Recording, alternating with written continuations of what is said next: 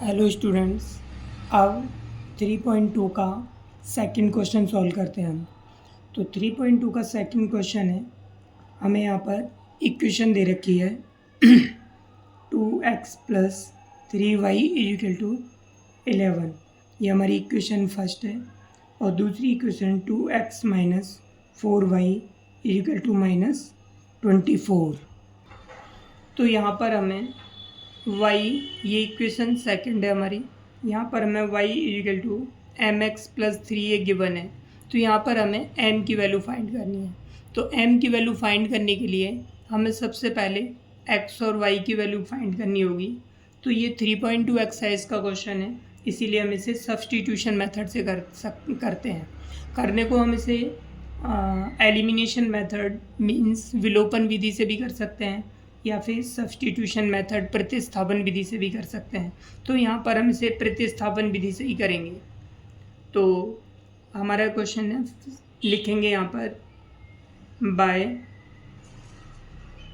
Elimination method. Hindi medium वाले बच्चे लिखेंगे प्रतिस्थापन विधि द्वारा।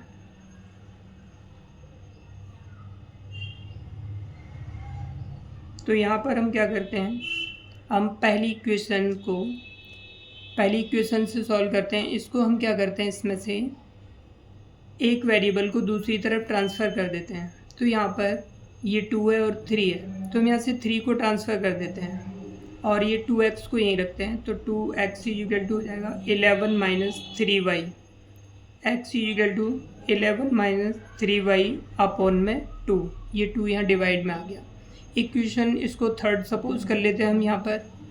अब ये वाली जो वैल्यू है हम इक्वेशन सेकंड में पुट कर देंगे।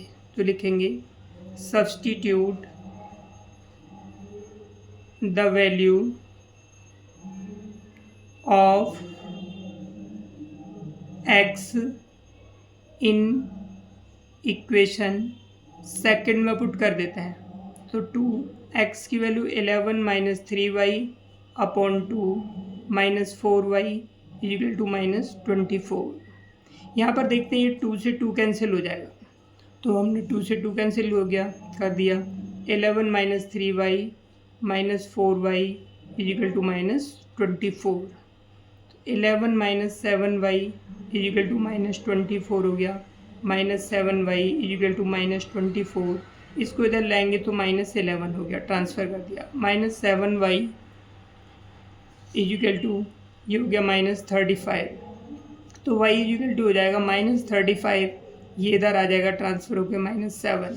तो यहाँ पर हमारे पास वैल्यू आ गई 7 × 5 = 35। y की वैल्यू 5 आ गई हमारे पास। अब हम इसे सॉल्व करते हैं। इसकी वैल्यू हम इक्वेशन थर्ड में रख देते हैं। तो लिखेंगे substitute the value of y in equation third equation में रखते हैं। तो x = 11 - 3y अपॉन में 2। तो = 11 - 3, y की वैल्यू हमारे पास है 5 पुट कर दी अपॉन में 2। 11 - 15 अपॉन 2, तो -4 अपॉन 2 = इसकी वैल्यू -2 आ गई। तो हमारे पास में x की वैल्यू -2 और y की वैल्यू हमारे पास में 5 आ गई। तो हमारे पास ये दोनों वैल्यू आ गई। अब ये हमें जो इक्वेशन दी थी, हमें इक्वेशन क्या दी थी, y = mx + 3, ये थर्ड इक्वेशन दी थी हमें। तो यहाँ पर क्या करते हैं, put the value of x and y, x और y की वैल्यू पुट कर देते हैं हम। तो यहाँ पे हो जाएगा हमारे पास y की वैल्यू 5 = m, x की वैल्यू -2 + 3। तो 5, इस 3 को इधर ट्रांसफ़र कर लेते हैं = -2m। तो हमारे पास बचेगा 2 = -2m। तो m = 2 अपॉन -2 = -1। तो इस तरह से इसका आंसर हमारे पास कितना आ गया, -1। तो इस तरह से क्वेश्चन ये सॉल्व हो गया, आप देख सकते हो।